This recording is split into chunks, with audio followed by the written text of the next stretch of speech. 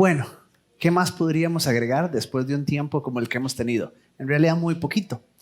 Permítanme, si no, en unos breves minutos tal vez, tratar de contarles qué vamos a estar haciendo las próximas semanas. Yo le invitaría que ojalá usted realmente quiera. Creo que hemos logrado escoger una guía bíblica, una brújula bíblica para las próximas semanas muy oportuna, muy valiosa para pensar en la familia. Quisiéramos mirar más bien el libro de Génesis, no mirar Efesios, que tiene pasajes de Pablo directamente hablándole a las familias. No quisiéramos mirar Primera de Pedro, que también repite algunas de estas ideas. Queremos mirar Génesis, porque si usted los lee con cuidado, Génesis es la historia de una familia. Y es la familia por excelencia más corriente que usted puede pensar. Y es la familia de vecino que usted alguna vez ha escuchado. De esas historias que usted se queda sorprendido. ¿Eso ocurre en las familias? Bueno, eso ocurre en el libro de Génesis. El libro de Génesis será nuestra guía por hoy y por las próximas semanas. De hecho, y estoy un poco asustado porque me toca agarrar el toro por los cuernos. Vamos a arrancar con Génesis, pero también directamente con uno de los pasajes más difíciles quizás. Si hoy sale asustado, venga del próximo domingo. Le prometo que va a ser más simple. Hoy vamos a entrarle a qué nos dice Génesis pensando en esto de familias. Y vamos a descubrir que desde el puro inicio está el corazón de Dios trabajando y obrando en la vida de una familia. Esa es la historia de Génesis, finalmente. De Dios tomando la familia más familia que podría haber. Llena de historias, llena de costumbres un poco extrañas, llena de familiares difíciles, llena de todas esas cosas. Y en medio de eso Dios decide actuar, cambiar la vida de estas personas y cambiar la historia. Como les decía, vamos a agarrar el toro por los cuernos. ¿Me lo permiten? Hay una frase que he escuchado muchas veces.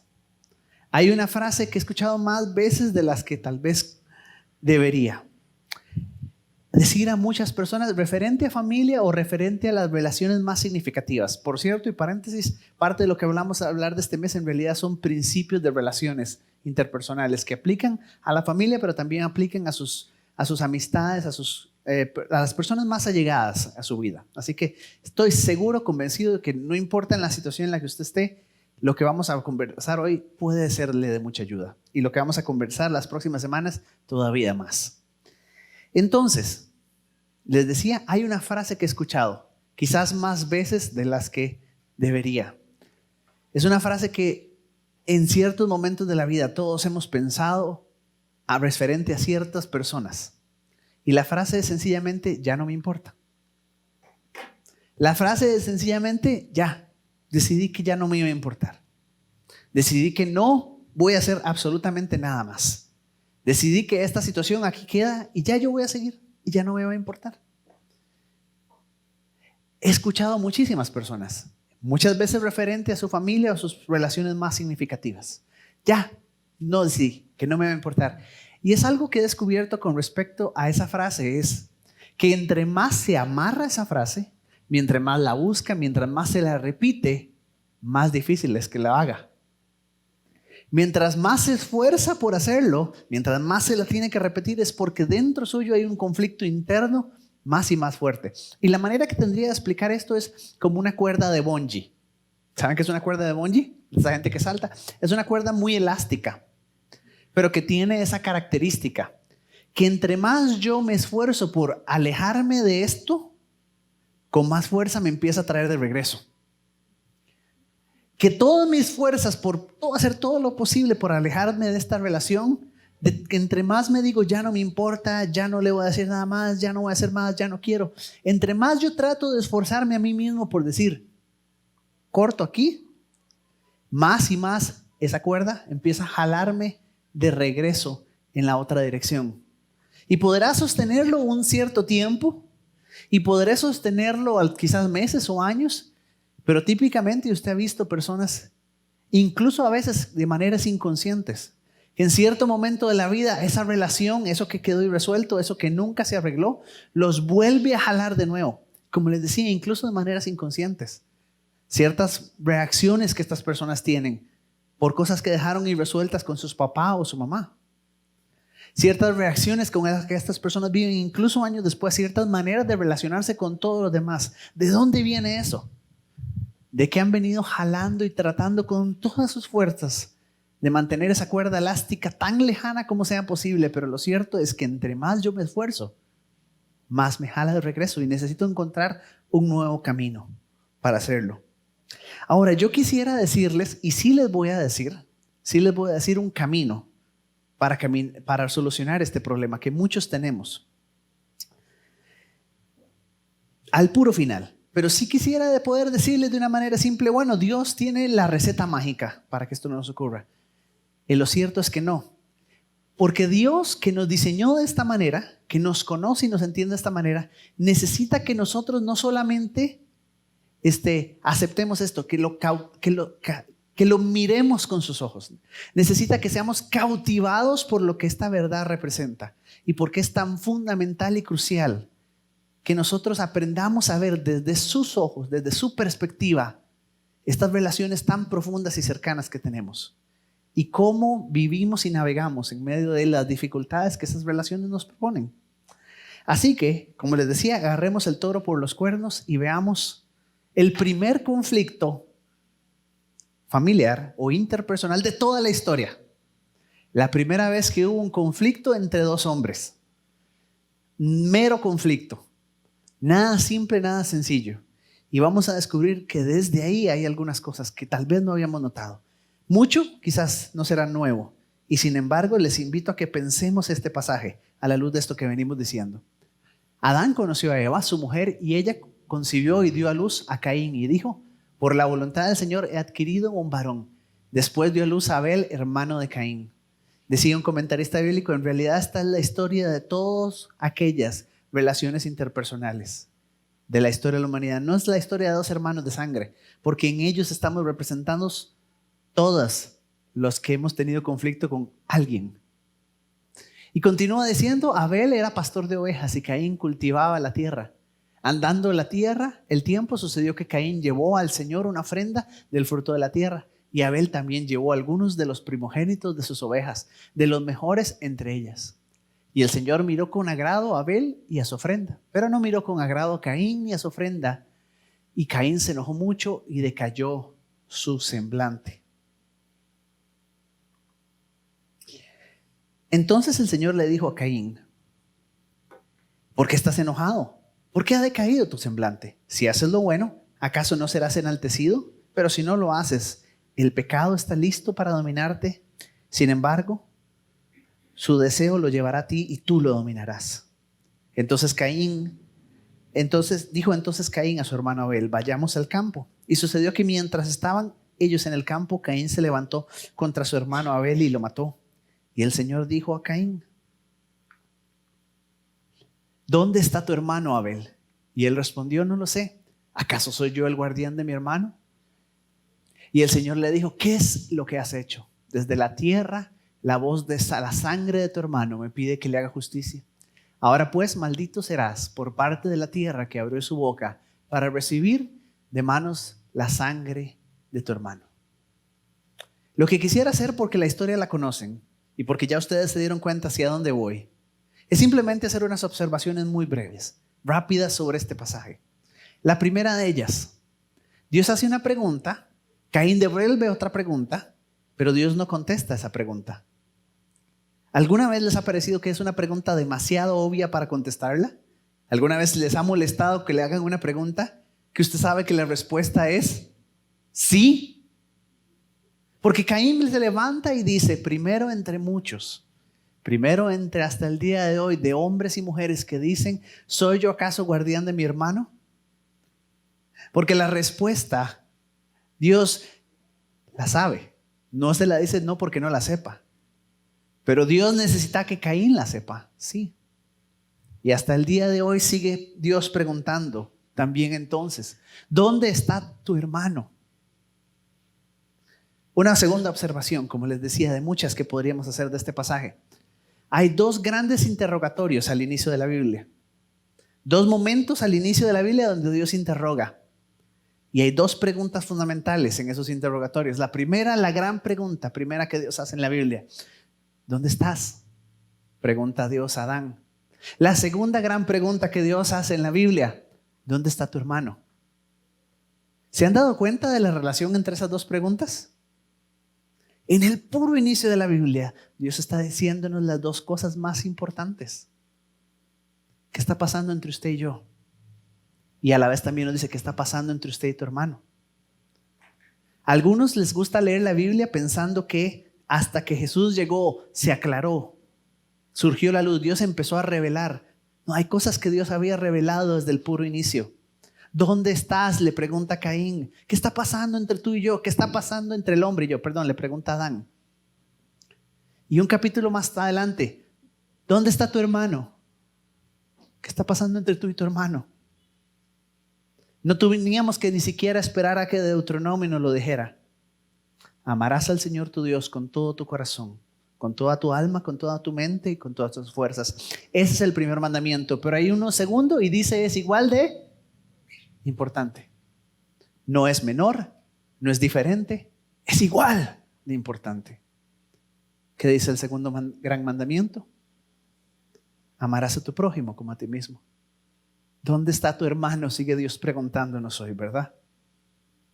¿Qué está pasando con tu hermano? ¿Dónde está tu hermano? Yo sé que tú quieres decir, no me importa, pero Dios sigue preguntando como lo tuvo que hacer desde aquel día. De muchas maneras, Dios nos tiene que recordar, ¿dónde está tu hermano? Y además vino Jesús y nos dijo, ¿verdad? ¿Quién es mi hermano? ¿Quién es mi prójimo? Quisieron preguntarle a Jesús. Y la respuesta es maravillosa. Recuérdenla ustedes si no la recuerdan. Después, Dios entonces hace algo sorprendente. Algo que solo ocurre una única vez en toda la Biblia. Única vez. Y es aquí. Y deberíamos llamarnos nuestra atención. Nunca más en la Biblia Dios mismo es quien maldice a alguien. ¿Sabía usted eso? Solo en este pasaje. ¿Qué está ocurriendo aquí para que ocurra esto tan sorprendente y maravilloso que no ha de ocurrir nunca más en toda la Biblia? No ocurrió ni siquiera con Adán. Con Adán dijo, maldita la tierra por tu culpa. Eso que tú hiciste tiene consecuencias graves. La tierra misma, le dijo a Adán, es maldecida por tu culpa. Pero esta es la única vez, y si lo miramos desde ese sentido, ni siquiera Adán y Eva Dios ha de castigar o Dios ha de reprender de la manera en que lo va a hacer. Maldito serás por parte de la tierra también, que abrió su boca para recibir de tus manos la sangre de tu hermano. O sea, lo que acaba de ocurrir aquí, de alguna manera Dios está diciendo, lastima, ofende y hiere a Dios, le mueve más a Dios que incluso lo que hizo Adán. ¿Y qué es lo que acaba de ocurrir aquí? En Génesis capítulo 3, el hombre decide romper su relación con Dios. En Génesis capítulo 4, el hombre decide romper su relación con su hermano. E interesantemente, contrario a lo que nosotros solemos pensar, eso segundo parece que le molesta incluso más a Dios que lo anterior. Parece. No me tome la palabra, estúdielo por usted mismo. Única vez en la Biblia que Dios va a decir, maldito serás. Y se lo dice a Caín. Y se lo dice ¿por qué? Porque no fue guardián de su hermano. Así de serio es el Señor con esto. Así de importante es para nosotros. Otra observación, si quieren caminar conmigo. Tratemos de reflexionar un poquito más profundo hacia qué significa esta idea y para poder entender por qué esto que está ocurriendo aquí es tan fuerte, tan significativo para Dios. Quizás una manera de reflexionarlo y de entenderlo nos puede ayudar en la doctrina de la Trinidad. La doctrina de la Trinidad. Algo tan amado por los cristianos, pero tan difícil de entender, ¿verdad? Y la doctrina de la Trinidad es algo que no debemos enfatizar demasiado en la unidad de Dios porque podríamos perder de vista que es trino. Ni debemos enfatizar tanto en la Trinidad de Dios, en que es tres, que podríamos perder el hecho de que es un solo Dios.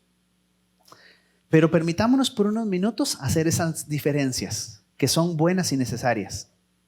Agustín de Hipona, quien es un teólogo de la Edad Media, muy, muy, muy valioso de recordar, hacía eso mismo y decía, si Dios fuera solo uno, entonces el poder de Dios precedería a su amor.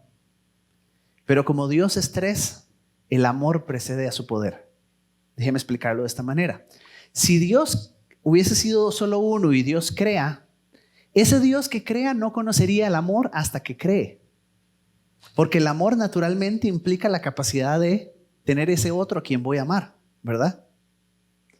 Entonces, Dios mismo no conocería el amor hasta que nos creó a nosotros, hasta que creó a aquel a quien Él decide amar. Su poder predecería su amor. Pero Dios decide crearnos, el Dios trino decide crearnos. El Dios que ha amado desde antes de la fundación del mundo, el Dios que siempre ha amado y que siempre va a amar. O como dice Juan, 1 Juan capítulo 4, versículo 8, que Dios es, ya los dormí, que Dios es amor. El Dios que es amor, no que contiene amor, no que aprendió a amar, no que sabe amar, no. El Dios que es en sí mismo amor. Y dice Agustín de Hipona, porque ese amor trasciende el mundo y existe desde antes de la fundación del mundo. Porque son tres y se aman profundamente el uno, el Padre, el Hijo al Espíritu, el Espíritu al Padre. Esos tres que se han amado desde la eternidad y hasta la eternidad deciden compartir su amor.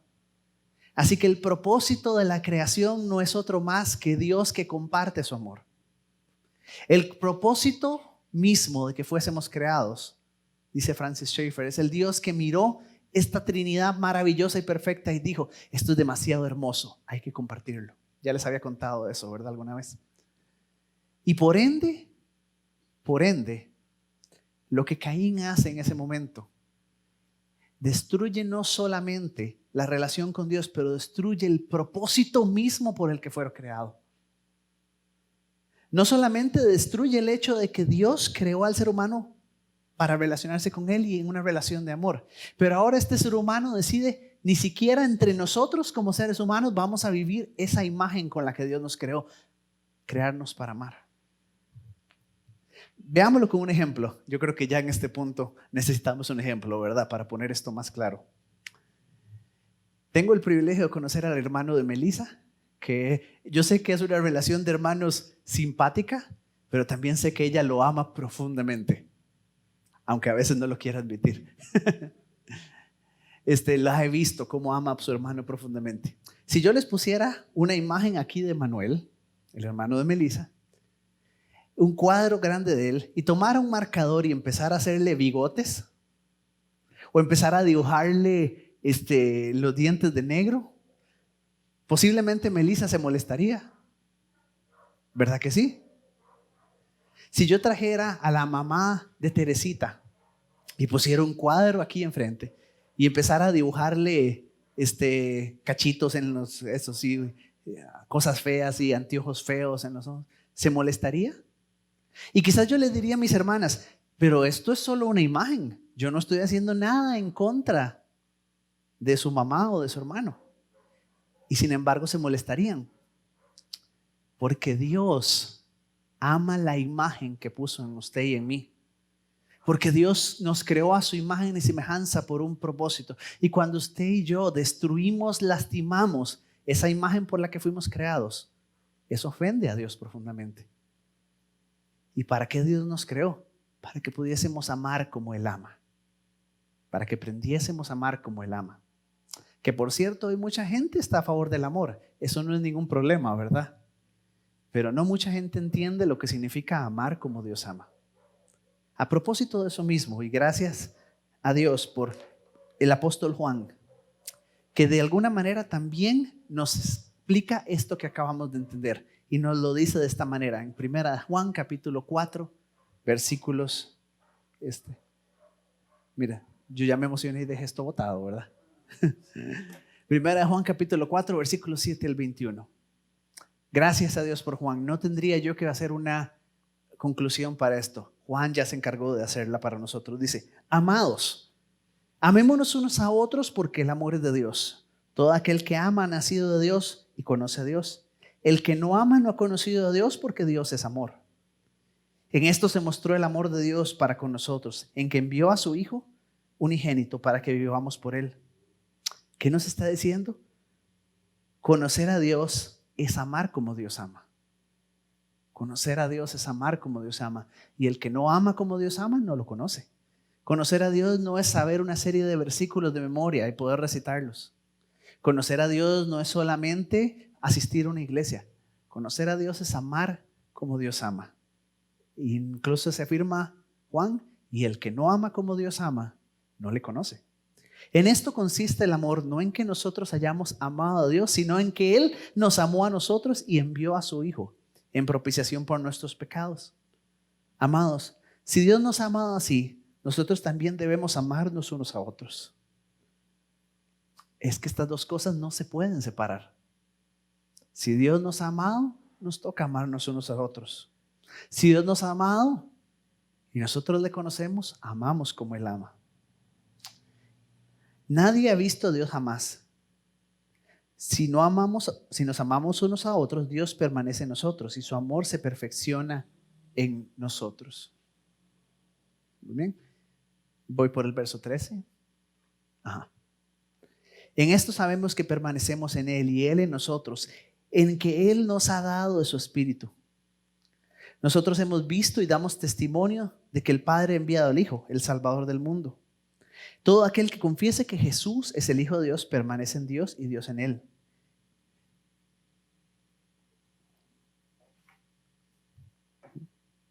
Luego lo leo de ahí. En esto se perfeccionará el amor en nosotros, para que tengamos confianza en el día del juicio. Pues como Él es, así nosotros somos nosotros en este mundo. En el amor no hay temor, sino que el perfecto amor echa fuera el temor, porque el temor lleva en sí castigo. Por lo tanto, el que teme no ha sido perfeccionado en el amor. Nosotros lo amamos a Él porque Él nos amó primero. Y aquí viene, como les decía desde el inicio, mi sugerencia, mi esperanza en todo esto. Cuando es difícil amar a alguien, ¿qué hace el cristiano? Recuerda que el cristiano no ama porque él le nace amar, ama porque Dios le amó primero. Cuando somos tentados a decir, hasta aquí, yo no quiero nada más, ¿qué hace el cristiano? El cristiano dice, yo ya no lo voy a hacer, pero el amor de Dios es el que me motiva, no mi amor si por mí fuera, no. Amamos porque es solo un reflejo de lo que Él nos ha hecho. El amor que Dios me dio, yo solamente lo proyecto a los demás. En mí no hay para dar. Eso nos ayuda, eso nos sana. Cuando somos capaces de reconocer que en mí no hay amor para dar a otro, pero porque el amor de Dios está en mí. Ese es el que yo comparto, ese es el que yo vivo, ese es el que yo trato de compartir con otros. Si alguno dice yo amo a Dios pero odia a su hermano, es un mentiroso.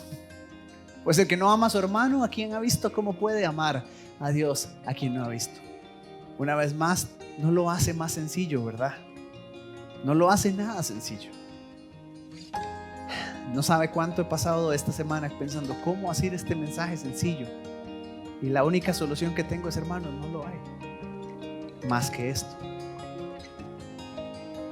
Nosotros recibimos de Él este mandamiento. El que ama a Dios, ame también a su hermano. No es que está en mí, es de quien lo recibí.